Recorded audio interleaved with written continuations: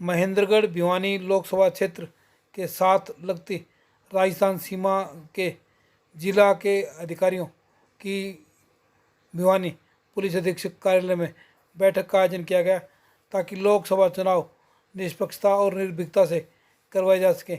इस दौरान दोनों राज्यों की पुलिस ने आपराधिक रिकॉर्ड रखने वाले लोगों के बारे में भी आपस में सूचनाएं साझा की ताकि आपराधिक गतिविधियों पर भी चुनाव के समय पूरी तरह रोक लगाई जा सके।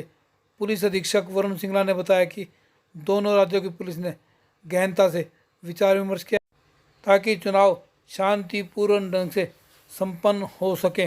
उन्होंने बताया कि पुलिस ने जिले के चारों तरफ नाकाबंदी की है। इलेक्शन कमीशन ऑफ इंडिया की गाइडलाइंस के अंतर्गत ये जो आज की इंटर स्टेट कोऑर्डिनेशन मीटिंग है, जिसमें हमारे भिवानी के साथ लगते सभी ज़िलों की ये मीटिंग हुई है, जिसमें चूरू डिस्ट्रिक्ट है, हनुमानगढ़ है और झुंझुनू है, उसके अलावा महेंद्रगढ़ भी हैं।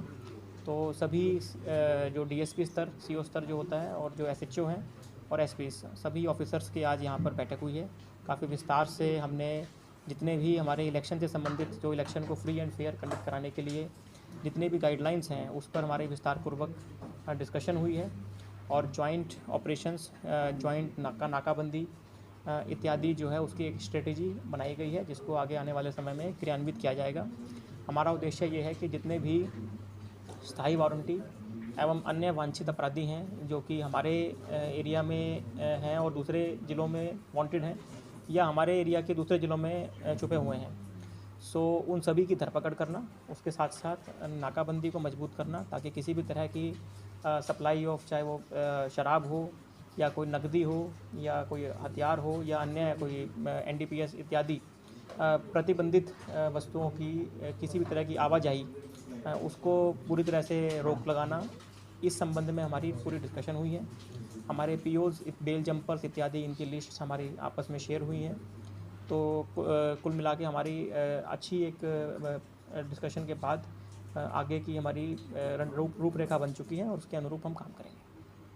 देखिए, अगर प्रतिबंधित वस्तुओं में से कोई भी उसके पास नहीं है तो किसी प्रकार की चिंता की बात नहीं है। अपने डॉक्यूमेंट्स गाड़ी के प्रॉपर रखें और नाके पर जब भी आपको रोका जाए तो आप रुकें और अपनी प्रॉपर चेकिंग करवाने उपरांत आप जा सकते हैं।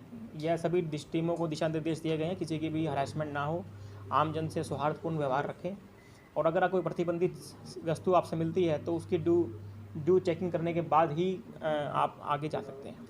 नकदी के लिए कोई लिमिट रखी है?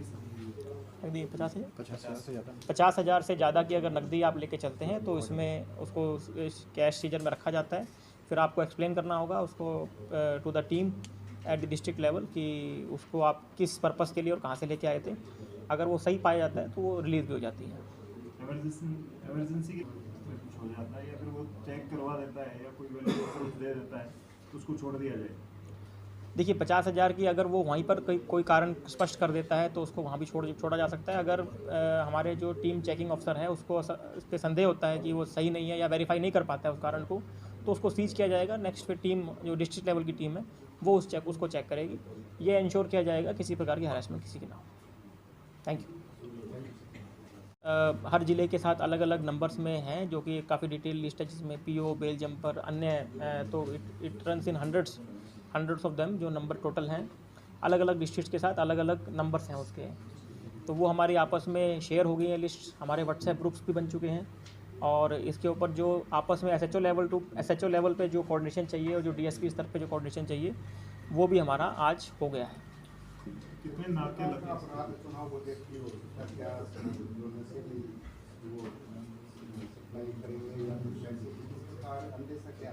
देखिए, मुख्य तौर पर जो अपराधियों की जो धरपकड़ होती है तो जो अपराधी इलेक्शन को प्रभावित कर सकते हैं तो वो उसको रोकना है।